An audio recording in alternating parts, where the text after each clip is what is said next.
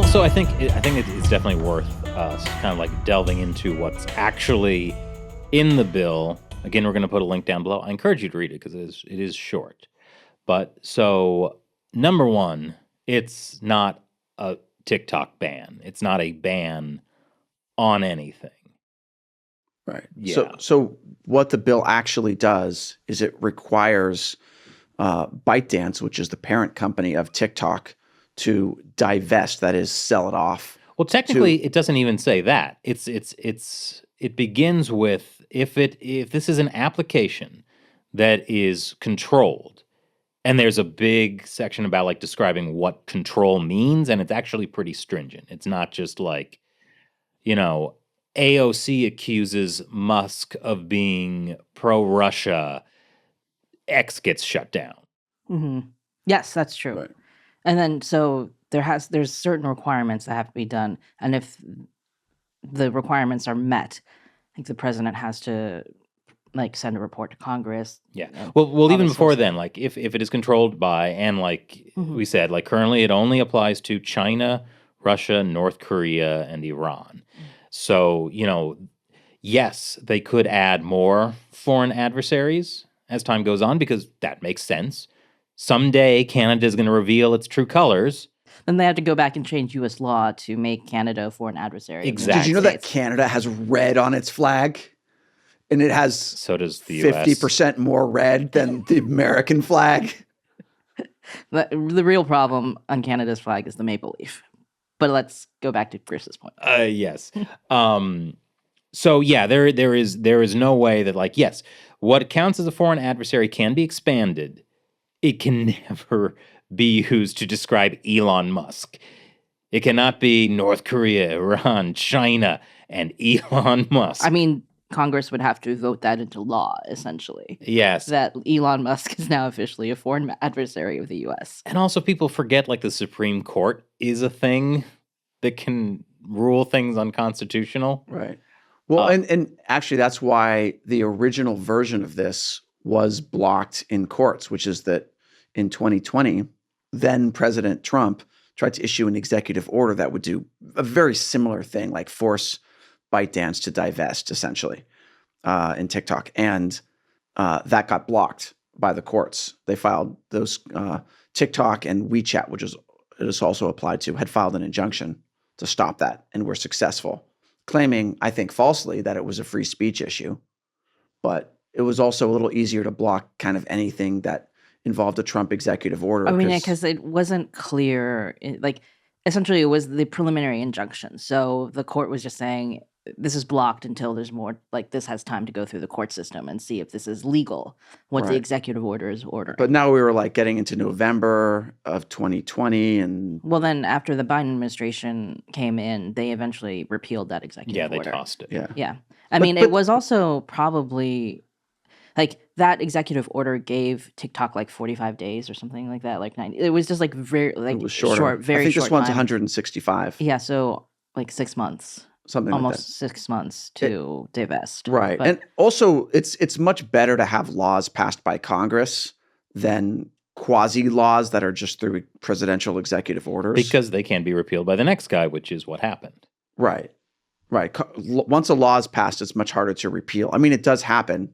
Yeah, obviously, but yeah, but so back to the bill. If something is controlled, and there's a big thing about that, by a foreign adversary, which is currently North Korea, China, Iran, Russia, and then on top of that, it has to be a demonstrable national security threat. Yeah.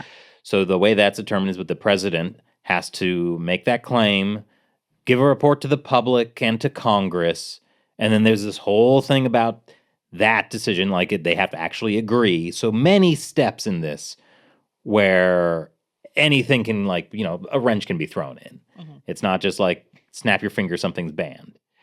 Then after that, it still doesn't ban it.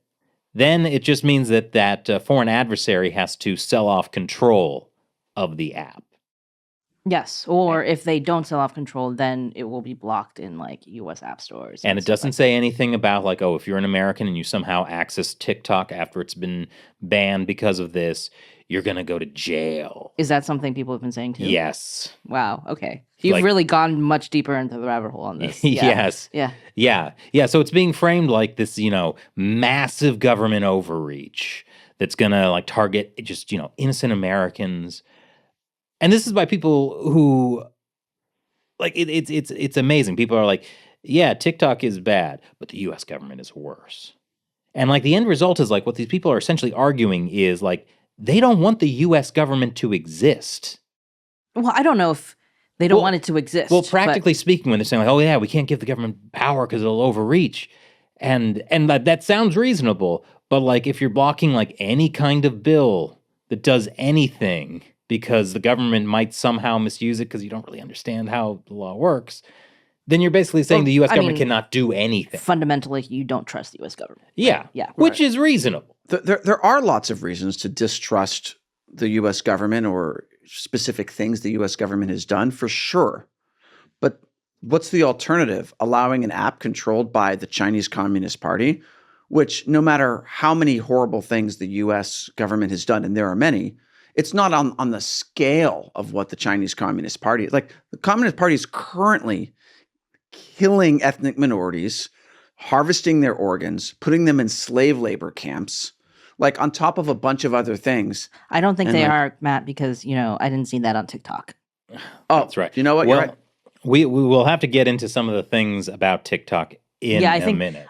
Because I was talking to a friend of mine and explaining to her why TikTok was dangerous. And then she was I explained to her how they will log your keystrokes if you, like, say you're in TikTok and you click on a link and it opens up a browser inside TikTok. You will, it opens up Safari or Chrome, whatever you use, but you accessed it through the TikTok app.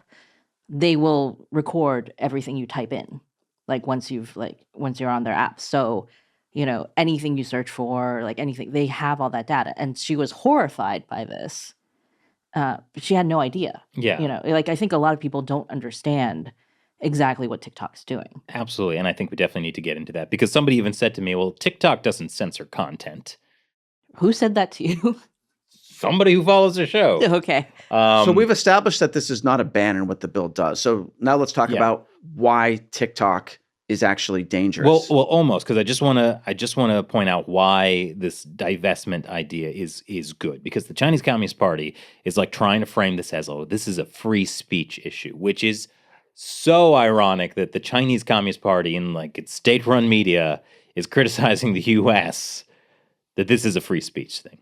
It's not a free speech thing. If ByteDance divests from TikTok, people get to still have TikTok.